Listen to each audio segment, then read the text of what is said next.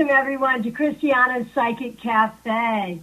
We're having some tech issues today, so you get to look at a picture of me and wonder what I'm wearing. I really am wearing a great shirt, too. I changed my shirt just for you, but you don't get to see it.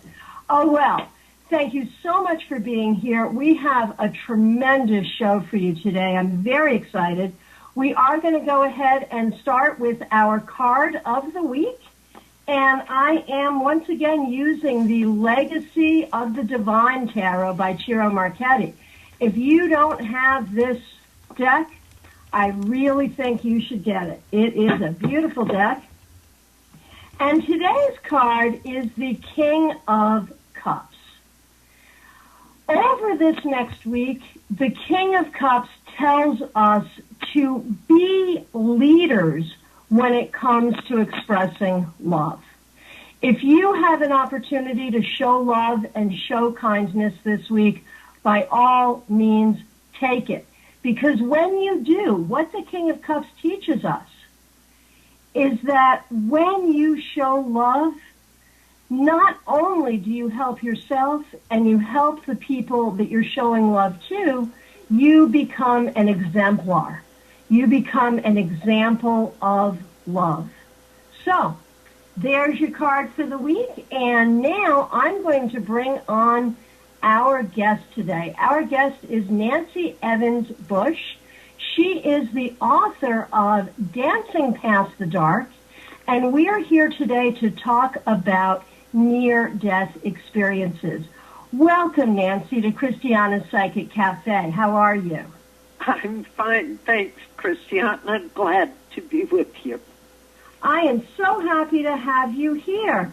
Now, this is a really interesting topic, and I have to tell you, it's a topic I don't know a whole heck of a lot about. So for me and for the people in the audience who may not be familiar, tell us, first of all, what is a near-death experience? A near-death experience is one of a family of experiences that are variously called mystical experiences, transpersonal experiences, exceptional human experiences. There are dozens of names, but they are essentially powerful, unimaginably powerful psychological, emotional, spiritual experiences which are strong enough that they typically have the potential to turn a person's life upside down, primarily because the experiences are so incredibly strong. People constantly say of them, oh, it was realer than real. And the effect they have is to show people experientially that the physical world that we take for granted as being the real world, these experiences say, well, surprise, surprise, this is only one little scrap of reality, and there's a whole nother reality going on at the same time, on the flip side of your mind, if you will. Now, when we talk about this, like, what is happening when a person is having a near-death experience? What's happening on a physical level, on a medical level? It could be absolutely anything. So far, demographically, there is, I have heard experiences of everything from surgery, heart attacks, automobile accidents, childbirth, being close to death, from any one of a number of possibilities, attempted suicide, one of the more colorful was a guy who fell out of a crop duster over Florida and had an experience. It can happen. One in my files is a woman who was standing at her bathroom sink brushing her teeth. So wow. It is not necessary to be actually close to death, though a good many people have these experiences when they are clinically dead.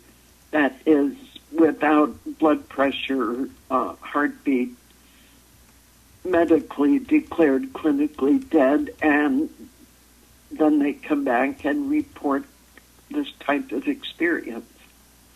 Wow. The experience typically, Christiana, includes and often begins with an out-of-body experience, which is hugely shocking for a lot of people. Their perception is that they're maybe 8 to 15 feet off the ground, but they're looking back down and seeing a figure on the ground whom they suddenly recognize as their physical self. So there's the shock of, whoa, wait, that's me down there, but I'm up here. And how is this possible?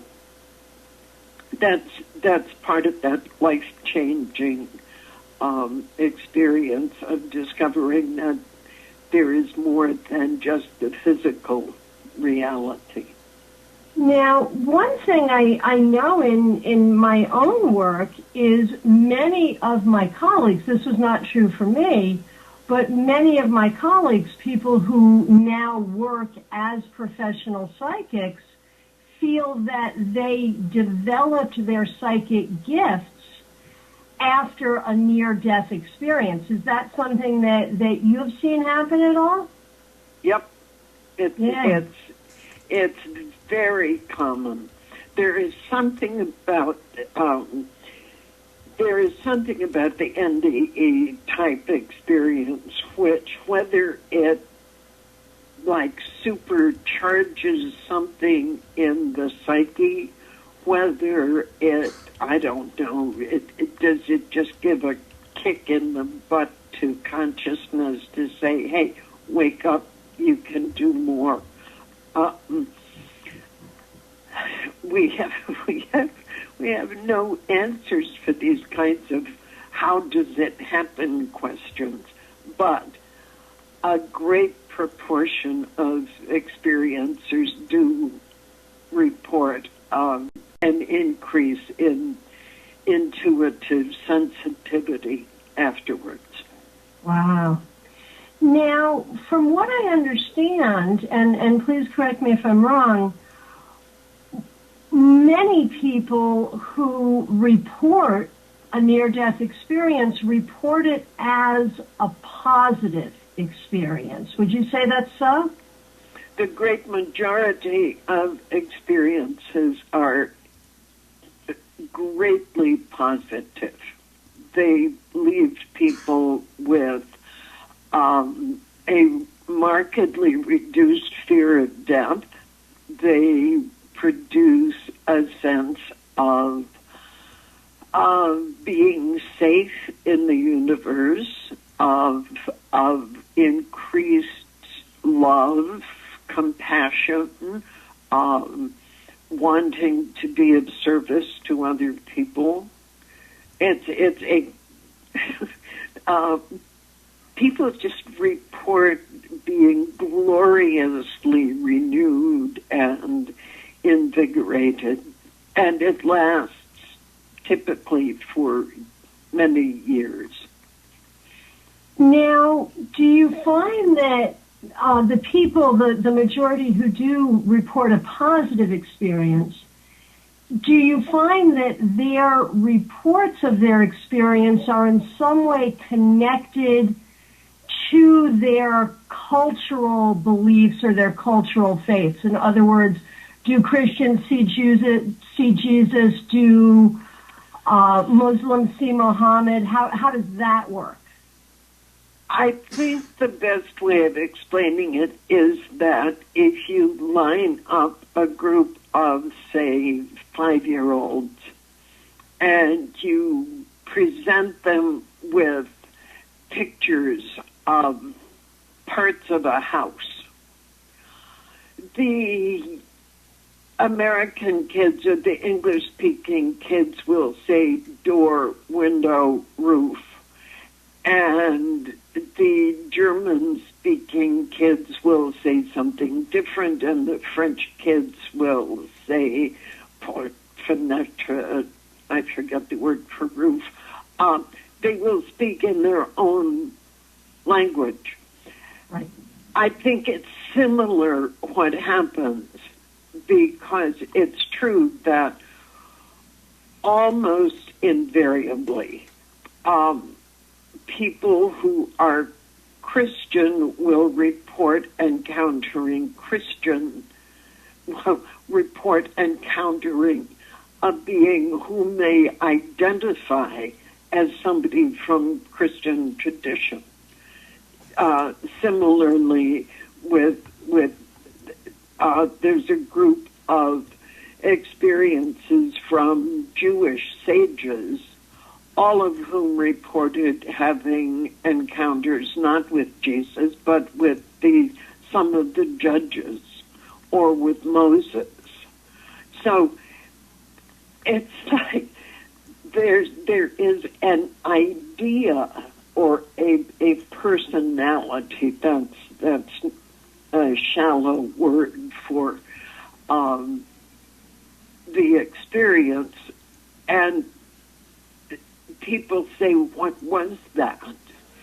Well, they have to draw words from their own vocabulary, because how would a Christian know if they encountered, say, Krishna? Right. Right. We identify what we know.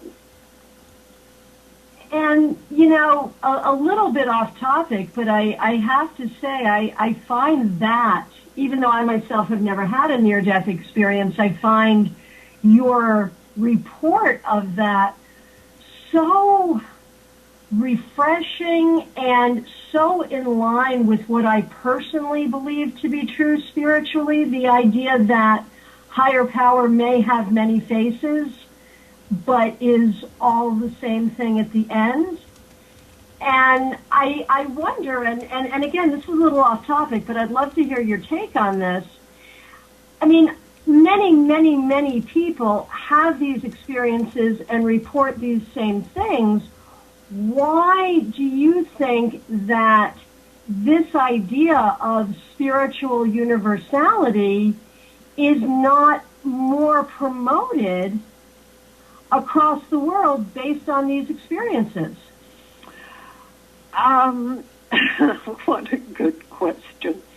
I think it's not, because we are, no matter what our culture, it's ours. Right. We tend as creatures to be so acquisitive and so the word that comes to mind is greedy, and that really isn't quite fair in this context, but it's like I had this experience. I met this incredible personage, this being, and it belongs to me. Does that make sense? Totally. Completely. I think that's a very wise answer. Now, what we've been discussing is, as you say, the vast majority of near-death experiences are positive, but your book, Dancing Past the Dark, is about disturbing near-death experiences. What is a disturbing near-death experience? It's one that is as psychically, emotionally, spiritually shocking as the pleasant experiences are glorious. Now, this can happen in any of a number of ways, but the three major ways are, first of all, experiences that if you just look at the components of the experience, let's say there's an out-of-body experience, there's movement through a dark space, there's encounter with beings, there's possibly encounters with deceased family members, there's a sense of a message or of great knowing. Those elements, which usually are perceived as being fabulously wonderful, in this group, they are terrifying. If you think of being out of the body, for some people, that is like a trip to psychic Disneyland. Oh, it was such fun. It was so wonderful. I was free. I could just think of a place and I would be there. Oh, I just can't tell you how much fun it was. It was fabulous. Other people have the same type of experience and say, wait, this is wrong. My body's there. I'm here. It's not supposed to be this way. Put me back. Put me back right now. They're just freaked by the fact that it's out of character. It's not supposed to be this way. So in those cases, loss of control is a very major piece of that. Something is happening. It's too weird. It's too fast. I can't get it to stop. I can't turn it off. I can't. I'm helpless. So that's type 1. Type 2, which is the kind of experience I had, is an experience of the void, which essentially is like finding yourself about a billion gazillion miles out into outer space, in just there, space, and apparently totally alone, and with no time, no prospects of change, no anything. Now, for people who have spent a good deal of time following a spiritual path, particularly in the Eastern tradition, but also Christian mystical, any of the mystical traditions, that type of space, which is referred to as the void, looks like, acts like, sounds like emptiness. But the spiritually experienced people say it isn't really empty. What you find there is you're in the presence. It's like suddenly discovering you're in the mind of God, where everything that ever could possibly be is there in potential.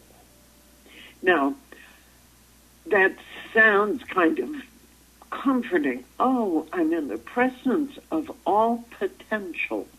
The only thing is, you see, the problem is that what is potential isn't visible. It's not here. So you're left with the experience of being totally, totally alone. And this is a problem, particularly for those of us in the West, because we have grown up, whether or not we are religious, our culture is built on the idea of object and relationships. and it goes back as far as we can see. You go back to the Hebrew Bible, and God says to Moses, Moses demands, "Who are you?" And God says, "I am that I am." And what does he do? He sets up a covenant. A covenant is a sign of relationship. And so there is nothing in our cultural background that says it's really okay to be in the presence of emptiness, because we don't know what to do without objects. So we lose our identity. It feels like being annihilated. So that's type 2. Type 3 is some variation of the prototypical hell experience. So far as I am aware, this is greatly in the minority, except on YouTube, where it seems to me that practically anybody who's had a really hellish experience, they wake up and the first thing they want to do is go on YouTube. I'm kind of exaggerating that, but sometimes there are just so many of them, disproportionately many on YouTube, because they really are quite rare. And that can be anything from one, I think of a man who felt himself falling and instantly thought, "Oh, I'm going downwards, that's bad," and found himself in front of a pair of rusty gates. And because he had had the experience of falling, he assumed that these were the gates at the entrance to hell, and was absolutely terrified, as seeing this as proof that when he died, he would definitely go to hell.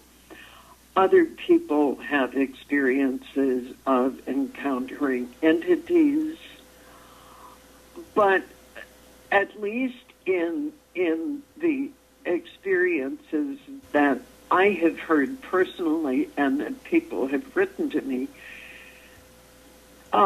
it's curious that the experiencer, the person having the experience, is in this experience kind of like a tourist. They see barren landscapes. They may describe hearing wailing and sounds of what they describe as distress. They may see wandering, aimless people, spirits, people. But even though sometimes there are reports of people being tormented, the experiencers are generally not the ones being tormented. They are hearing this, they are seeing this, but they themselves are often in the presence of a guide who kind of shows them around, keeps them safe. But nonetheless, this is interpreted later as a really frightening, distressing, sometimes cripplingly disturbing experience. Yeah, I can imagine so.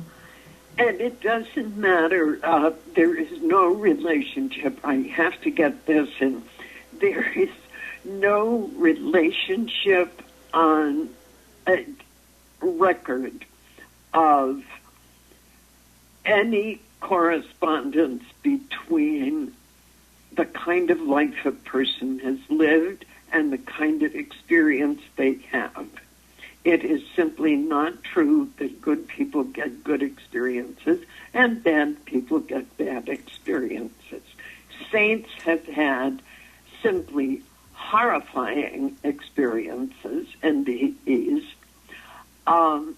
And really nasty and objectionable people have had radiant NDEs, which turned their lives around. So this is one of the big mysteries, and to my mind, one of the most fascinating things about these experiences, that they defy our everyday common sense, our everyday sense of justice. We think that, well, the wicked deserve to be punished, and we get very indignant if we think they're not. But what we think should happen isn't necessarily what happens. So then, of course, you get into, how do we account for that? What does this say about our theology? Do we need to rethink this? What does this mean? It just never stops. Those are the questions that are going through my mind right now. And if anyone has a question for Nancy Evans Bush about the near-death experience, please do go ahead and chat it in the chat room. I wanted to go back to, if you don't mind, to your own disturbing near-death experience, which I understand is why you've become an expert in this topic. Go ahead. I'm sorry, go ahead. No, you're on. Go ahead. When you had this experience, obviously you did not have the benefit of the research and the knowledge that you now have. So when you came back from this experience, what were you thinking? My first thought, because I had just been so authoritatively told that I did not exist, I had never existed, that void was the only reality. I grew up in a clergyman's household. I'm a PK, as you are a PK. Yes. And so with a Reformed Protestant background, my first thought was Calvin was right. Predestination. Right. Which, for your listeners who don't know, is the, to my mind, perfectly horrifying concept that before any of us arrives, God decides whether or not we are salvageable, whether we can be saved, or whether we are destined to be, as in the biblical metaphor, sheep or goats. And the sheep, I think it's the sheep, will be saved and the goats will not. Well, it was perfectly obvious to me that it didn't matter how I had lived my life, which I thought I had been, not certainly perfect by a long shot, but not bad. So there was, because I was still thinking in terms of ordinary common sense and justice, well, I lived a good life, so I should not have a difficult experience. Well,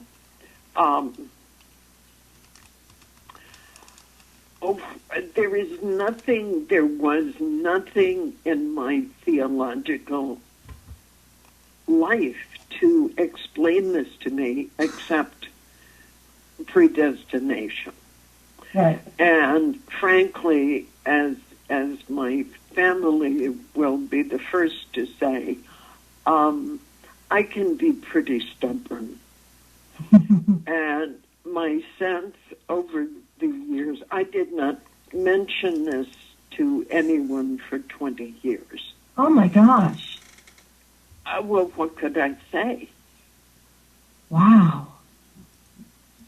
I mean, how can you look at, your bridge club or your husband or your cousins and say, well, there's something I need to tell you, and that is that I'm a goat. Wow. God wants no part of me. Wow. And there's no way to, it's just not dinner party conversation. What do you do with that? So that must have affected you, though. I mean, keeping a secret like that, if you will, for 20 years, having that within you. And I guess that was going to be my next question anyway. If the positive near-death experiences have caused people to, in some cases, turn their life around, or in some cases, do something more spiritual, more positive with their lives. What, by contrast, this 20 years of silence for you, how did that change you? How did that affect you, do you think? That is probably the hardest question for me to answer, because, for one thing, it was slow. That 20 years of silence in that sense included major painful life shifts. Right. A really horrific divorce, a really horrific career loss, other traumas within the family. So it was like, it was just one in a series of events. Sure. And which eventually I had some kind of a breakdown and was in serious clinical depression for a couple of years. But it was at the end of those couple of years of depression of when I was desperate to find work I could do without shaking. When I answered a little tiny ad for temporary part-time work at the University of Connecticut with a little startup nonprofit organization, that turned out to be the International Association for Near-Death Studies. Wow. I hate to superimpose my own spiritual beliefs on your experience, but, what are the chances of all the ads you would have seen and answered, what are the chances? Did you feel, or do you now feel, that there was some spiritual leading that brought you there? I think I have been... I don't want people to take this literally, but the feeling is that I have been on assignment probably my whole life. Sure. That sure. It just, I cannot begin to chart these synchronicities. That have just colored so many episodes here. It just boggles my mind. Do I say, oh, God has a plan? No, I don't say that. I just say, it sure feels as if something is going on.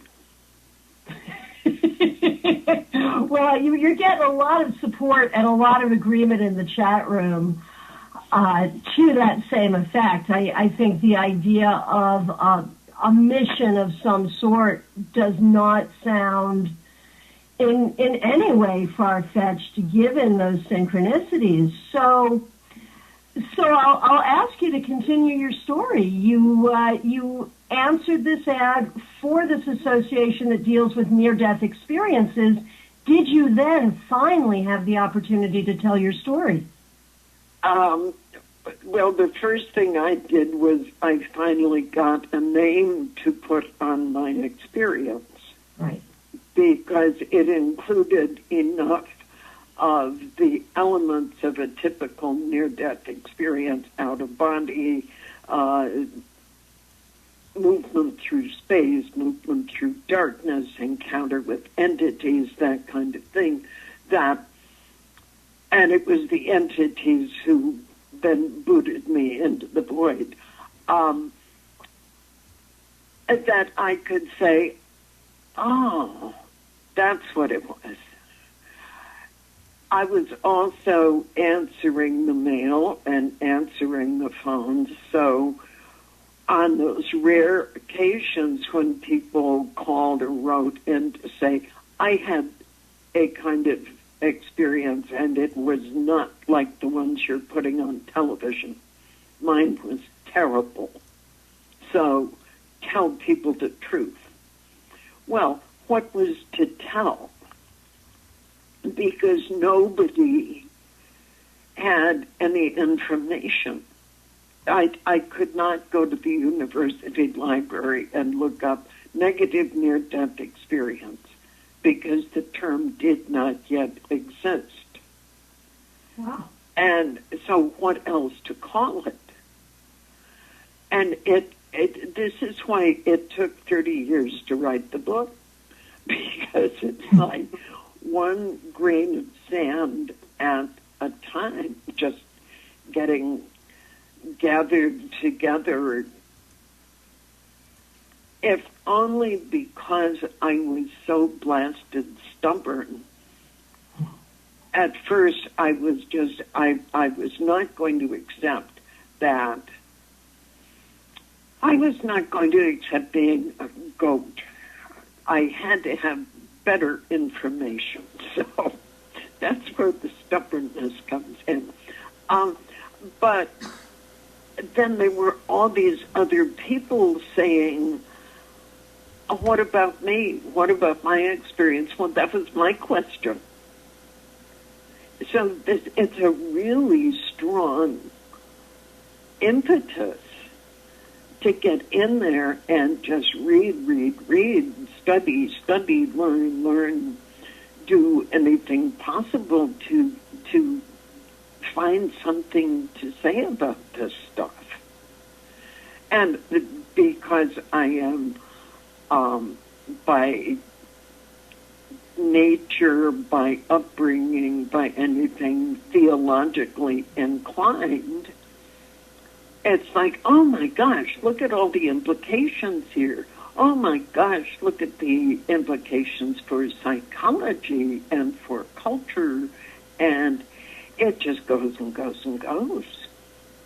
It's the most fascinating subject that goes far deeper than, oh gosh golly, well, look at this people who die and go to heaven. Right. Now, 15 minutes on TV. One thing that really touched me as I was looking at your website, dancingpastthedark.com, you told a story of a gentleman who sought you out being so grateful for the story, that your own story, for the research that you've done, making him feel that maybe he's not an evil person destined for hell. Can you share a little bit about that? The one when we get to people's responses, it's kind of hard to I'm kind of uncomfortable talking about it much because it tends to sound as if it's me. It's not me. It's the content of what I've been able to put together that really touches people. The incident I think you're referring to was at a conference, a large conference in Houston, and I was standing in a crowded hotel lobby, just outside a group of meeting rooms, and suddenly through the crowd came this young Japanese man who came just bursting through and headed straight towards me, grabbed my hands, and said, I must thank you, you have saved my life. I thank you. And he let go of my hands, turned, disappeared into the crowd, and to my knowledge, I have never seen him since. Wow. Wow. I have no idea what he had read or what he had heard or when and where. I have only that grasping of hands, the I must thank you, and poof, he's gone. Wow. Now, what that says to me is, and I'm getting a lot of this from the blog readership. Sure. Is that because there is so tragically little information out there, and I have tried very hard to maintain a really balanced approach to the whole thing, and to keep discussions on an even keel. People who have been hungry for this information, many of them for their whole lives, or half of their lives, decades, are just beside themselves with relief when they find anything that has some information. The core of the book came from the one and only so far effort at a statistical study of near-death experiences, which psychiatrist Bruce Grayson, who's the dean of near-death research, Bruce and I did over a period of some 10 years. When it took us 10 years to collect 50 distressing near-death experiences in enough detail so we could do any kind of analysis. But it's typical of the subject matter that in the, what are we up to now, 25, 35, 38 years since Raymond Moody's Life After Life was published, that's the only statistical study of distressing NDEs that has ever been published. Wow. There are plenty of religious tracts, people who particularly conservative religious perspectives will write about my trip to hell, and you'd better convert immediately or this will happen to you. But in terms of balanced, demographically based reporting, there's one other book that kind of comes close, which is physician Barbara Romer's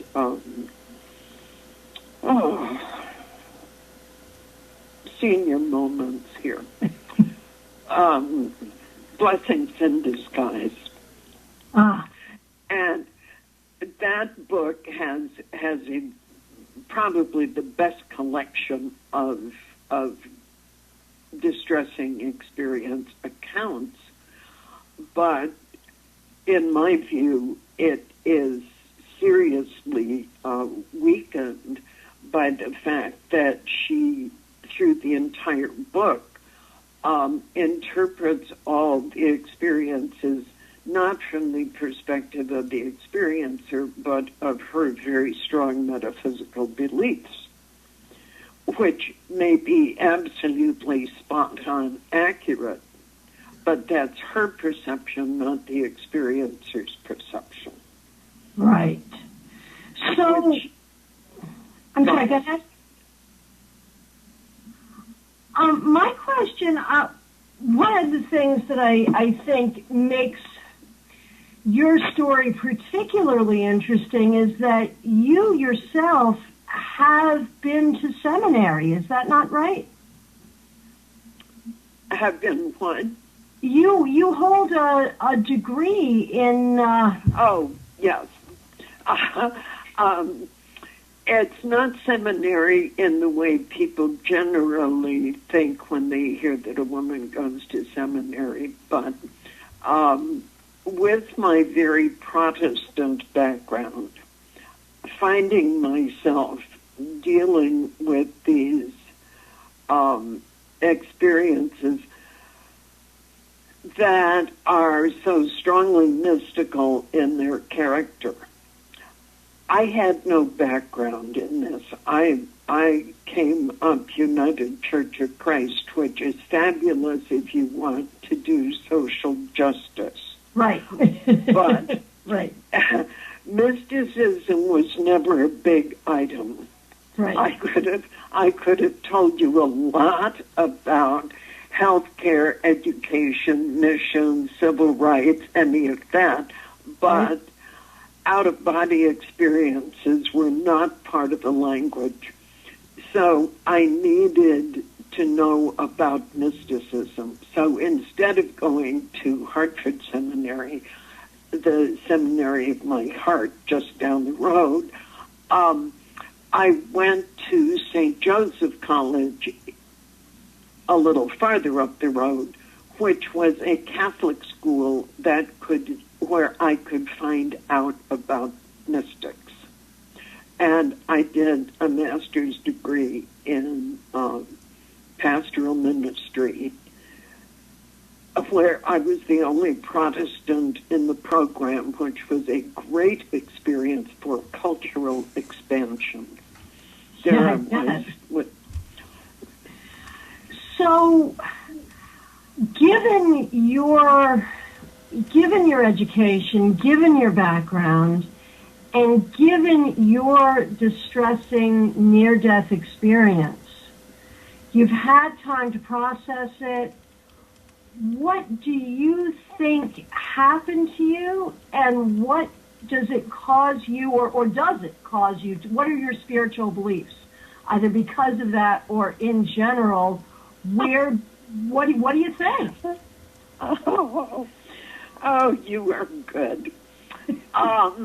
Excellent question. What it has done is to cause me to turn from a kind of run-of-the-mill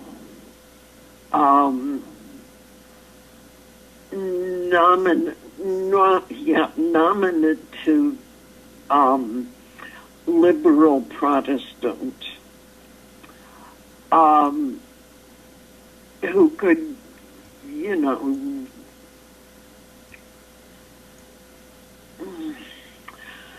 yes, I read the Bible. Yes, I went to church. Yes, I taught Sunday school. Yes, I did all those good things, but it was just, it was very superficial. Sure. It's hard to be superficial after one of these experiences, whether it's a near-death experience or one of the brushing your teeth and suddenly the universe opens up, whatever it is. I am back in church, solidly back in church. But there is this wonderful concept which people tend now to hear mostly from the theologian Marcus Borg when he talks about I forget the name of the theologian psychologist who first came up with the concept. Maybe it's Ricoeur.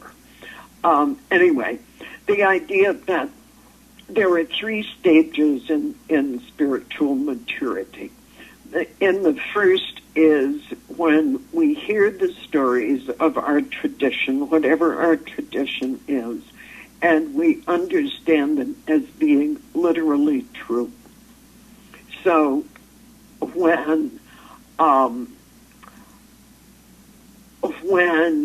Noah builds his ark, we believe that is so true that we are still out there looking for remnants of the ark on a mountain which may or may not be Ararat. Right. Second level of spiritual maturity is when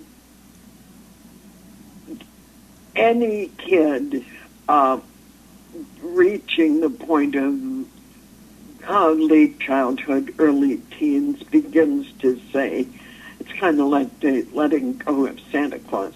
Okay, now, whoa, wait a minute. You're telling me this guy built a boat that was big enough and 2 of every animal, and you're trying to tell me that there were dinosaurs on that boat and whales, and how about the giant squid? Where did they put that? And kids start asking the debunking questions. Right. They're not really debunking, but it's kids looking with a critically analytical mind and saying, wait, this does not make sense according to my understanding of the world. What? The sun stood still for a whole day? What would that do to this whole solar system? And it's those kinds of questions which showed that the individual kids' mental processes are developing absolutely normally, but also it leads to questions like, so can I believe what my Sunday school, what my parents, my church has taught me? And then there is a period of saying, I don't believe that. Now, whether that is voiced or not depends very largely on the religious institution involved. Some churches, some temples, some traditions have absolutely no tolerance for those kinds of questions. Right. But others, you can sit down and talk the kid through it. And it's somewhere in this point that the magical word metaphor comes into play. Right. When we discovered that we don't need necessarily to take things absolutely literally to say Adam and Eve got kicked out of a real garden because of a talking snake. And we begin to reshape that in terms of what we know. My personal favorite of the interpretation says that, of course, they got thrown out of the garden where everything was provided. The same way every baby gets thrown out of the womb because he's never going to be able to become fully human if he doesn't get thrown out. Right. And then you begin to say, oh, so there are ways in which these stories really are true, but not literally. And that gets to the third stage, which is called the second naivete, which is when we can hear the stories, recognize that probably, if you take, say, the Christmas stories in Christian tradition, where, let's see, depending on which gospel you're reading, there may have been shepherds in the fields and angels singing to them. And in another gospel, there are no shepherds, no angels, but lo and behold, there are astrologers coming from east following a supernormal star that lands directly over, my goodness sakes, this one small building where a baby's just been born. Right. So it's possible to look at those and say, I recognize these as stories, but look at this underlying theme of light coming into the world, hope coming into the world, bringing a teacher of unconditional love. And at that point, we can get back to enjoying and loving the stories for being the wonderful stories they are. Wow. But at a totally different level. Wow. You know, that is so beautifully said. And I've had such frustration with the fundamentalist movement for their inability to see that or to look at it that way.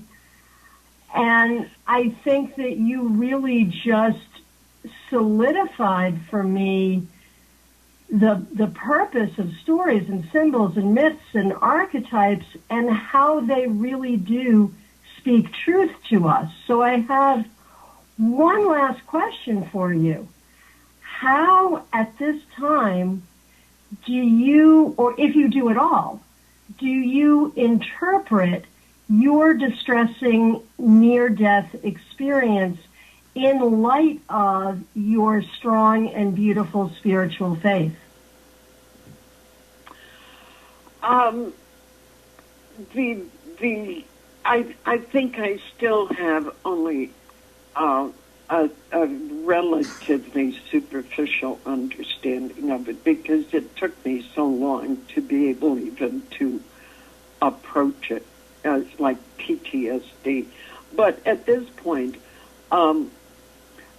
I have done enough study of Buddhism, and I've done enough meditation, and I've just done enough other spiritual work that I look at the experience and say, you know, that was true.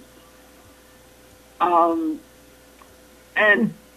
at 28, I was still at that developmental stage of young adulthood where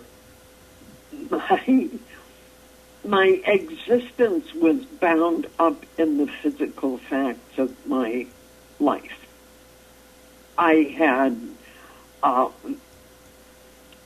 husband and babies and all of the accoutrements, and I was sufficiently involved in all of that I believed that was it. Now, if you had asked me, I'd probably say, well, no, there's God. God isn't physical. Well, there's something, but I wasn't there yet. Mm-hmm. At that point, because I wasn't there yet, the image I've used is for a spiritual amateur, which is very much what I was at the time.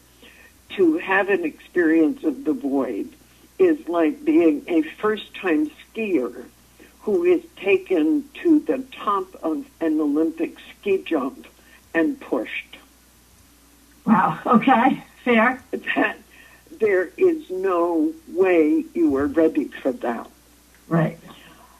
At this point, I can say, having worked this through over and over and over and over and over again all these years, and having heard so many of the radiant experiences, I can say it's absolutely true. I am not and never was real in the way I thought about it at that time. Oh, that's brilliant. Wow. Wow. You see, that kind of colors, it colors my whole approach to everything spiritual. It colors my approach to, say the scripture. This was, we're talking about material that is sometimes 3,000 and 4,000 years old. Right. And the stories are told as they were understood at the time. I'm sorry, that's a Cocker Spaniel in the background. And I can't quite get to him in time to shut him up. That's quite all right. That's quite all right. We're actually coming to the end of our time. And Nancy Evans Bush, I really want to thank you for taking this time with us and really sharing your personal journey, giving us the benefit of your studies and your research. I have just found this conversation so profound and so enlightening. Everyone, the book is Dancing Past the Dark by Nancy Evans Bush. And just tell us, before we say goodnight, Nancy, what can people expect from the book? What will they learn in the book? Among other things, I think they will learn vocabularies for thinking about these kinds of experiences that help greatly to diffuse the fear. They will discover, among other things, that the Dante Inferno version of hell, which absolutely saturates our culture, is not biblical at all. Right. And hopefully that will help people think about these things in more positive ways. Beautiful. Again, Nancy, thank you so much for being here. And to everyone who stopped by the Psychic Cafe tonight, I really want to thank you for being here. I want to remind you that tomorrow evening at 8 p.m. Eastern Time, I have a free webinar on psychic development. You can discover that along with discovering how to have a reading with me by going to my website, tarotbychristiana.com. We'll be back next week when we focus on creativity and spirituality. Until then, hope to see you soon. Have a great week. Thanks for being at the Psychic Cafe.